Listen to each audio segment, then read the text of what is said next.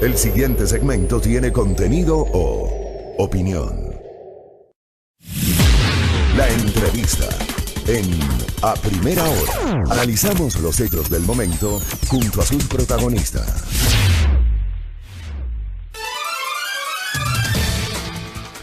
Muy bien, 7 de la mañana con 38 minutos. Gracias por la interacción que tenemos de nuestros amables oyentes. Estamos en vivo a través del Facebook, en las fanpages de A Primera Hora y de Majestad FM. Estamos con nuestra señal abierta en 89.7 FM Estéreo en Pichincha, 88.5 en Manabí, 97.5 en Esmeraldas. Estamos en Santo Domingo de los Áchilas por la señal de Majestad Televisión y también por el canal 3 para los abonados de TVNet. Y estamos en la internet por www.radiomajestad.com. Una noticia que preocupa, que se generó este último fin de semana, la trajo a colación Diario El Universo. El riesgo país ha llegado a 1.328 puntos por el crudo, el coronavirus y la política. En un mes el riesgo país de Ecuador subió 416 puntos, mientras el 24 de enero estaba en 912, el pasado lunes se colocó en 1.328 puntos. Ese indicador que mide la percepción del mercado sobre la posibilidad de honrar deudas que tiene Ecuador se ha ido deteriorando de manera rápida por factores internos y externos, han indicado analistas, y allí se menciona el tema del coronavirus, se menciona el impacto a nivel económico y también se menciona la situación interna del país. Se señala que la caída del precio del crudo, el coronavirus y la debilidad política son los principales factores que afectan el riesgo país. Sobre los caminos que tiene el gobierno, evidentemente hay una necesidad imperiosa de llegar a consensos de carácter político y social. ¿Qué piensa un especialista en la materia? El exsecretario nacional de Planificación y actual decano de la Facultad de Economía de la Pontificia Universidad Católica del Ecuador, PUCE, el señor economista Andrés Mideros, que visita nuestra mesa de trabajo. Bienvenido, buenos días, ¿cómo le va? Un buen día, un saludo a todas y todos quienes nos escuchan. ¿Cómo leemos estas cifras del riesgo país, economista? Bien, el riesgo país es la calificación de crédito que hacen los bancos internacionales a los estados. Es como cuando uno va al banco y le califican su capacidad de pago y le dan una determinada calificación, y en función de eso determinan el riesgo que uno tiene, la tasa de interés a la que a uno le prestan o si no le prestan, inclusive, ¿verdad? Es lo mismo en el caso del famoso riesgo país frente a los estados. El Ecuador tiene el tercer nivel más alto de riesgo país de la región. Primero está Venezuela, después está Argentina y después está el Ecuador. Países como Colombia o como Perú están en el orden de los 200 puntos, de los 100 puntos, el Ecuador está en los 1.300 puntos, como efectivamente se ha dicho. Pero esa diferencia es brutal. Es una diferencia 100 puntos, uno de nuestros vecinos a 1.300 y pico justo. Nosotros. Y además Colombia, Perú, por ejemplo, van reduciendo su riesgo país, al contrario de Ecuador, que aumenta. Por eso es que el argumento del coronavirus me sorprende, porque no hay ninguna relación, porque en Ecuador afecta de una forma y en Colombia y en Perú no. O sea, ese argumento a mí me queda un poquito flojo. Saquemos el coronavirus. No lo encuentro. Sí, saquemos el coronavirus de ahí. Pero el precio del petróleo. El precio del petróleo sin duda, porque al igual que una familia, que una empresa, lo que el banco le califica es su ingreso, ¿verdad? Y normalmente le permiten una cuota de hasta el 70% del ingreso, y todo eso las personas sabemos en nuestra vida cotidiana, ¿cierto? Entonces lo mismo, los ingresos, el precio del petróleo determina los ingresos del Estado y por ende la capacidad de pago que tiene el Estado de sus obligaciones. Obligaciones que incluyen el pago de salarios, el pago a proveedores, como también el servicio de la deuda externa que se tiene. Y eso hay que tenerlo con claridad. El riesgo país no mide que también va un Estado o una sociedad, sí, la pobreza, la economía, no, mide la capacidad de pago, punto. ¿De qué? De la deuda. Eso es lo que le interesa al riesgo país y eso es lo que mide. ¿Cuáles son los dos factores que afectan sobre todo al riesgo país en el Ecuador? El primero es la inestabilidad política. La inestabilidad institucional ahuyenta las inversiones, hace que no se sepa justamente qué va a pasar. Tenemos ya dos proformas presupuestarias, las del 19 y la del 20, que no han sido aprobadas por la Asamblea. No fueron aprobadas por la Asamblea, es decir, no hay una legitimidad política en la política económica que está llevando el gobierno nacional. Tenemos leyes que la Asamblea Nacional no ha aprobado, decretos ejecutivos que el gobierno ha tenido que retroceder porque han generado conmoción social, ¿verdad? Una serie de competencias, decretos ejecutivos también de competencias de riesgo, que avanza el gobierno, luego tiene que retroceder porque efectivamente no hay un consenso social frente a lo que se está haciendo. Tenemos que vivimos en los últimos años un cambio de todas las autoridades de control, sin juicio de inventario, y todo eso genera en inversionistas y en banca, o sea, desde el punto de vista financiero de las cosas, inestabilidad. Cuando hay inestabilidad, uno no invierte porque uno no confía, no sabe qué va a pasar mañana. No se puede hacer escenarios de proyección. ¿Cómo se puede Ese entender, es el primer factor. Antes de pasar al segundo factor, ¿cómo se puede entender esta debilidad institucional que usted señala cuando tenemos un acuerdo con el Fondo Monetario Internacional suscrito hace exactamente un año, en febrero del año pasado, que ha significado desembolsos y más recientemente una ratificación del aval de los Estados Unidos y del propio FMI para el gobierno ecuatoriano? Eso, el acuerdo con el Fondo Monetario Internacional genera mayor inseguridad en cuanto a la política económica. ¿Por qué? No genera certidumbre. No, para nada. Lo que hace el acuerdo es solicitar una serie de reformas económicas, ¿verdad? Es decir, el gobierno se compromete a hacer una serie de cambios estructurales dentro de la economía, pero eso no quiere decir que los vaya a poder hacer, porque ni siquiera es un acuerdo que se socializó, no es un acuerdo que aprobó tampoco la Asamblea Nacional, no es un acuerdo que cuenta con legitimidad política y digamos, con consenso social para poder empujarlo. Entonces no se sabe si lo va a poder lograr.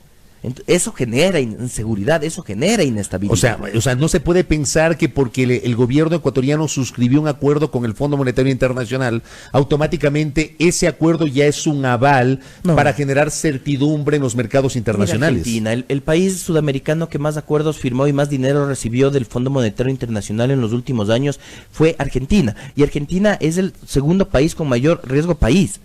Es decir, está peor en términos del indicador de riesgo país que el Ecuador, Venezuela, Argentina y después está Ecuador, ¿verdad?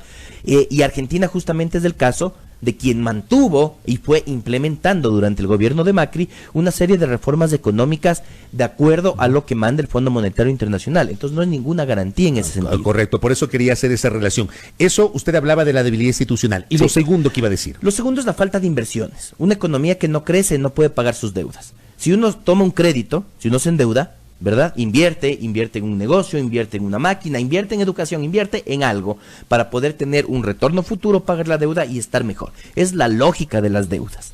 Si uno se endeuda y no está invirtiendo nada, es como cuando uno se endeuda para la fiesta. La pasó muy bien, pero luego viene el chuchaqui y vea usted cómo paga. Y ahorita el Ecuador tiene mayor deuda, la deuda con el Fondo Monetario Internacional, deuda con multilaterales, tiene una proyección de mayor endeudamiento para los próximos 3 años, eso nos dice el Ministerio de Economía y Finanzas, pero no hay inversión ni pública ni privada. Y si no hay inversión, no hay capacidad productiva, no producimos, si no producimos, no vendemos, si no vendemos, no hay ingreso, si no hay ingreso, no hay cómo pagar la deuda. Entonces, ese estancamiento de la economía, que vemos también en aumento del desempleo, de la pobreza, etcétera, etcétera, es lo que genera también la incertidumbre sobre la capacidad de pago que tiene el Estado ecuatoriano. ¿Qué le queda al Estado ecuatoriano? No tiene ingresos, no crece la economía, no hay inversión, entonces ¿cómo va a pagar? Eso es lo que leen los mercados internacionales. Porque lamentablemente la decisión de política económica del actual gobierno de austeridad, al tiempo que se endeuda, es una deuda que no invierte. Y una deuda que no invierte para seguir pagando deuda y para mantener reservas. Deuda para pagar deuda. Deuda para pagar deuda, porque no hay inversión. En la técnica económica, y usted que es especialista en esa materia, ¿qué implica obtener deuda para pagar deuda? Que pateo el problema para el futuro. Eso implica. Porque ahorita se me vencen los bonos de este año o el próximo año, lo que hago es endeudarme de nuevo para comprar esos bonos y pateo 5 años, 6 años el pago de los nuevos bonos. Pero no soluciona el problema. No soluciona el problema. Y eso es lo que vemos. Cuando usted revisa las proyecciones de necesidades de financiamiento en el presupuesto general del Estado para los próximos años, este año son 6.600 millones de necesidad de deuda. El próximo 6.900 en el 21. En el 22 son 8.000 millones y en el 23 son 9.000 millones los que el Ministerio de Economía y Finanzas en documento público ya nos dice cuáles que son las necesidades de deuda que va a tener el Estado ecuatoriano. Es decir, estamos pateando el problema para el 22, para el 23. Seguramente leyendo que ya habrá un nuevo gobierno que tendrá que solucionarlo. Claro, uno entiende que, a ver, Estamos a puertas del 24 de mayo, cuando el presidente iniciará ya su último año de gobierno y ya es un año preelectoral. Eso me imagino yo también lee en los mercados internacionales, el hecho de que este año es un año preelectoral. Y es un año en el que se le pone cuesta arriba la posibilidad de que el gobierno ecuatoriano pueda cumplir con algunos de los compromisos con el Fondo Monetario, por ejemplo, reformas estructurales que necesariamente deben pasar por la Asamblea. Sin duda, están pendientes de algunas cosas. El gobierno sigue hablando de la eliminación de los subsidios, lo cual en efecto hay que revisarlo. Hay una cantidad de dinero en subsidios y gasto tributario que podría aliviar en mucho el déficit fiscal que tiene el país. El gobierno insiste también en discutir una reforma laboral, que hay que cuidarla en términos de lo que eso implica en el bienestar de los hogares, pero a mí lo que me preocupa es que justamente estamos a un año ya de término del gobierno y hasta la fecha no se ha visto una evaluación del Plan Nacional de Desarrollo. ¿Dónde están los objetivos de desarrollo? ¿Qué tanto se ha cumplido? ¿Qué se ha avanzado? Que eso es una responsabilidad constitucional que tiene el gobierno nacional. Hablamos de ese documento que se aprueba con el presupuesto general del Estado, que es el plan cuatrianual. No, hablamos de tres cosas. Del presupuesto, del plan cuatrianual, efectivamente, es el que es el anexo de la proforma. Y el Plan Nacional de Desarrollo con las metas de desarrollo. Ese empieza al inicio de la gestión. Ese inicia con la gestión. ¿Quién debe evaluar ese plan, el cumplimiento de ese Plan Nacional de Desarrollo? Y la institucionalidad actual es el Gobierno Nacional a través de la Secretaría Técnica Planifica Ecuador, que es la Secretaría Técnica del Sistema Nacional de Planificación. Es lo que quedó de Semplades. Así es. Semplades fue reducido a una mínima expresión. Así es. Ya. Pero las competencias constitucionales y de ley están ahí. Pero no lo ha hecho. No lo ha hecho. Que yo sepa, no se ha visto ningún informe del cumplimiento de las metas del Plan Nacional de Desarrollo. Mire, aún más, este julio el Ecuador, y al igual que todos los estados, debe reportar sobre el avance en el cumplimiento de los objetivos de desarrollo sostenible, la Agenda 2030. Eso pasa este mes de junio, toda vez que ya se han cumplido 5 años de la aprobación de la Agenda 2030 en Naciones Unidas. Y ahí hay elementos como la desnutrición crónica infantil, que en el caso ecuatoriano más bien ha subido, de la pobreza, que en el caso ecuatoriano también ha subido. Entonces hay una serie de objetivos de desarrollo sobre los cuales no se está hablando y que ponen dudas de cómo el modelo económico que está tratando de implementar, más allá del riesgo país y demás, está afectando justamente a esto. Ahora, hablemos del tema de los subsidios, que bien lo anotaba Andrés Mideros. Estamos conversando con Andrés Mideros, decano de la Facultad de Economía de la Pontificia Universidad Católica del Ecuador y ex secretario nacional de Planificación. Yo el otro día en estos micrófonos y también en mis redes hice una mirada retrospectiva a lo que ha pasado en los últimos meses. A partir del 1 de octubre, cuando el presidente de la República expide el polémico decreto ejecutivo 883, disponiendo la eliminación de los subsidios a las gasolinas Extra y Ecopaís y al diésel para uso automotriz. 13 días después, el 14 de octubre, el presidente expide el decreto derogatorio de la medida y las cosas vuelven a foja cero. Pero se anuncia un proceso de socialización y de diálogo nacional para ir no a una eliminación, sino a una focalización.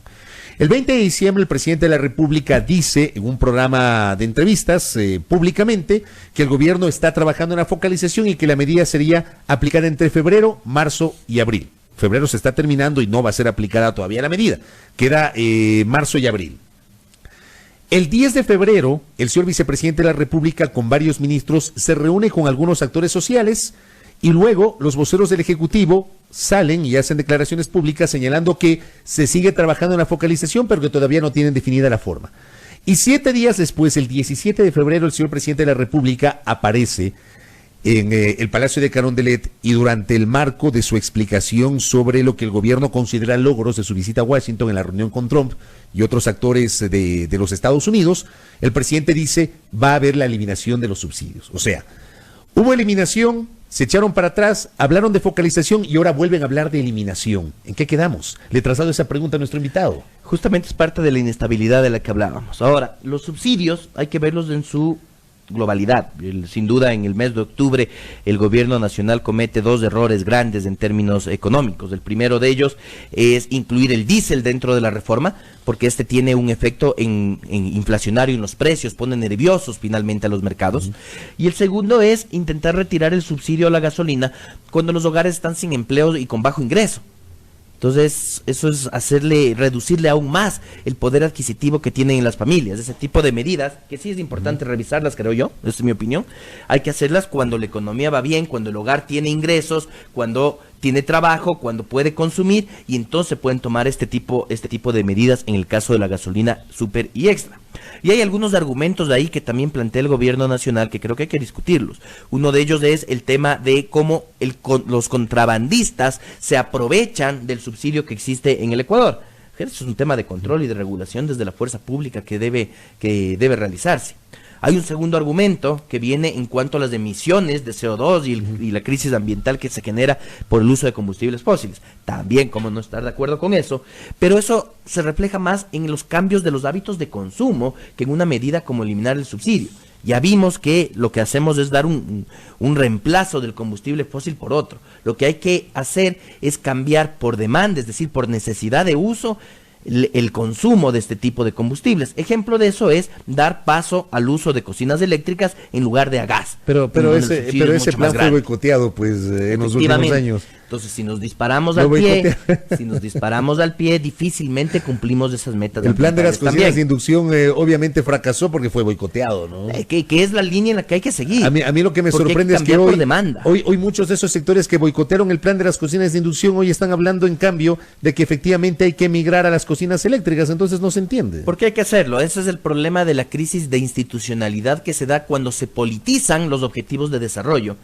Y en lugar de ver lo que es mejor para el país, se ve lo que es mejor para la coyuntura política de momento. Ahora, estos dos elementos que usted señala, siendo válidos, el tema del control del contrabando y el tema de cambiar esta concepción de los hábitos de consumo, dejar de utilizar combustibles fósiles y utilizar electricidad, por ejemplo, creo yo que siendo importantes estos dos, no son pues las razones de fondo para eliminar los subsidios. Y además porque, insisto, el uno es control a través de la fuerza pública, que se tiene que hacer como en todo.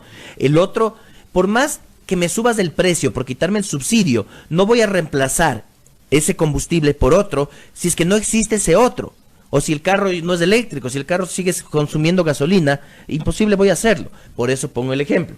Las cocinas eléctricas lo que hacen es efectivamente reducir el consumo de gas licuado de petróleo y por ende el monto de subsidio, pero no porque te elimino el subsidio, sino porque cambio la dinámica de consumo en términos de demanda. Luego, en subsidios en la proforma no aprobada pero vigente, digamos, del 2020, tenemos 5.400 millones de dólares en subsidios. De esos, 1.900 son combustibles, incluye gas, diésel y gasolina. De la gasolina estamos hablando de 800, 900 millones más o menos dentro de eso. Pero de ahí tenemos una serie de subsidios, 2.000 millones en la seguridad social, que va en beneficio, y en economía hay que ver en beneficio de quién va cada uno de los subsidios. A la gasolina va en beneficio del que tanquea el carro, ¿verdad? A la seguridad social va en beneficio de los que tenemos afiliación a la seguridad social, que somos menos del 40% de los ecuatorianos que trabajamos. El 60% no tiene seguridad social en el IES, en el ISPA o en el ISPOL, ¿verdad? Y para ellos están los bonos de desarrollo social, que son 1.100 millones, es decir, la mitad de lo que se subsidia a la seguridad social contributiva. 1.100 millones está en el bono de desarrollo humano, en la pensión a adultos mayores que no tienen una pensión del IES, etcétera. Entonces se van distribuyendo las cargas.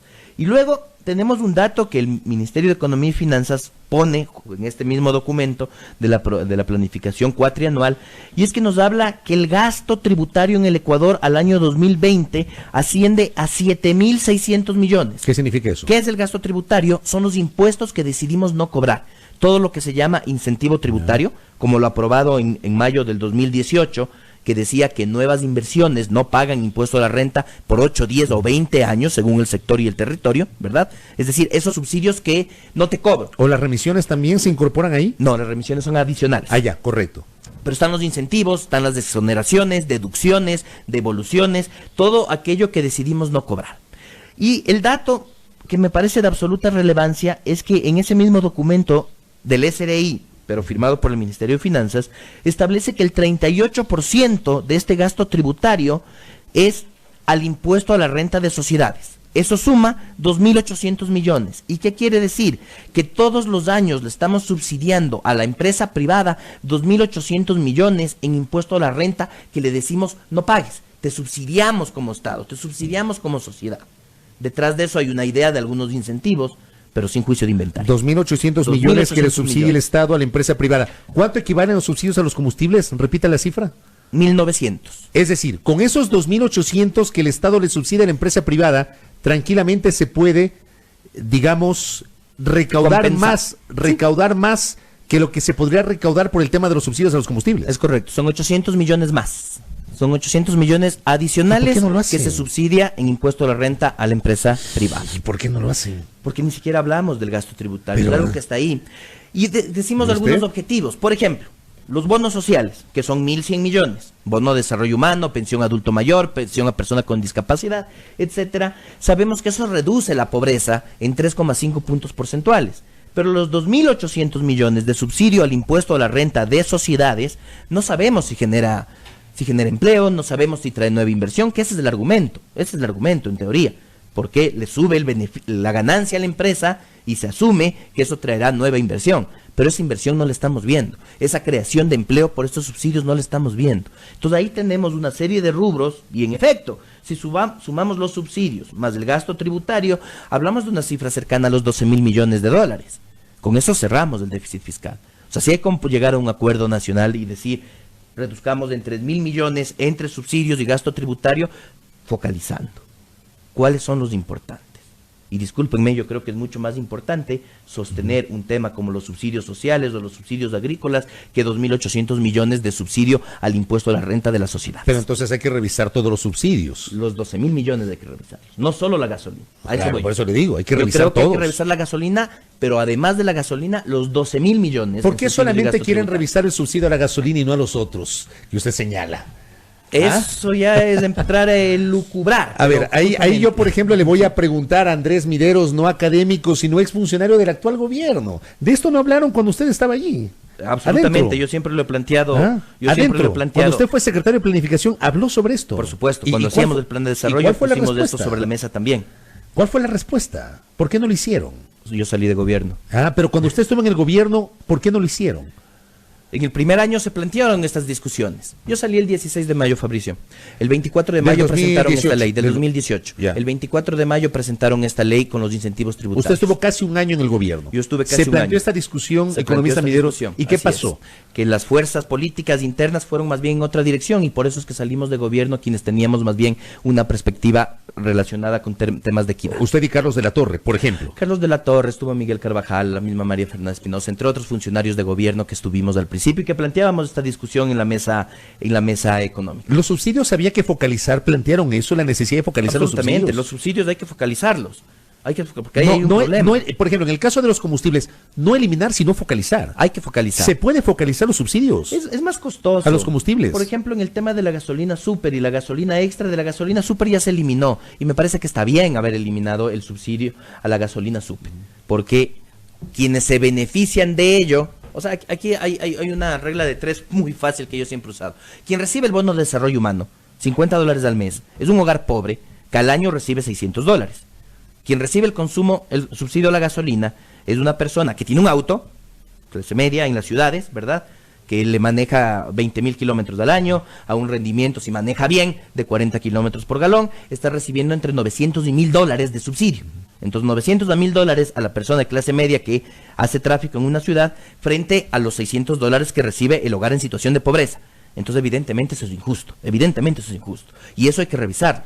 Luego, una cosa es el consumo a la gasolina que utiliza una persona en una ciudad y otra cosa es el consumo de combustibles que utiliza un productor o un comerciante para sacar los productos del campo. Exacto. A la ciudad. Entonces ahí hay que revisarlo. Otra cosa es la camioneta que utiliza un microemprendedor para trabajar. Entonces ahí también hay que mantener el subsidio. Me hago entender, en la medida en que significa unos medios de vida de unas personas que requieren esos medios de vida para poder producir, ahí hay que focalizar. Ahora, es inevitable, digo, yo no soy un especialista económico, pero voy a hablar desde el sentido común. Se eliminó el subsidio a la gasolina super y usted dice, es correcto aquello porque justamente la gasolina super la consumía un estrato. Ya, ok. Resulta que mucha de la gente que consumía gasolina super migró a la extra. Ya, y eso también dicen las estadísticas. Sí. Digo, en un análisis totalmente epidérmico, totalmente simplista, digo, si se eliminaba el subsidio a la super, había que revisar el subsidio a la extra, había que tomar una decisión respecto del diésel, había que, por ejemplo, adoptar una política pública respecto de la importación de vehículos eléctricos para comenzar a disminuir el consumo de los combustibles fósiles. O sea, Lo que quiero decir es que todo esto debió haber sido parte de un plan integral, no de políticas aisladas o de decisiones aisladas, sino de un plan integral para poder migrar a un consumo de combustibles distinto. Eso no existió. Sí se discutió. Pero no se aplicó. No se aplicó. ¿En qué momento se discutió, economista Andrés Mineros? Durante el primer año de gobierno, en donde yo, como bien señaló, estuve. Estas eran discusiones que teníamos permanentemente en la mesa económica, en el gabinete estratégico, para discutir una política integral, que creo que es a lo que todo apuntábamos, que incluía también las cocinas de inducción, porque el tema del uso de los combustibles fósiles está en el gas licuado de petróleo también. O sea, todo eso estaba dentro de la discusión. No se aplica porque detrás de eso ya vienen otros intereses económicos y políticos, sin ninguna duda. En cuanto al negocio que es la gasolina, es un negocio finalmente. Por eso el mundo no ha avanzado en la implementación de los autos eléctricos con energías que son mucho más limpias. El Ecuador tiene una capacidad de producción de energía eléctrica muy importante que nos permitiría justamente avanzar en un programa integral.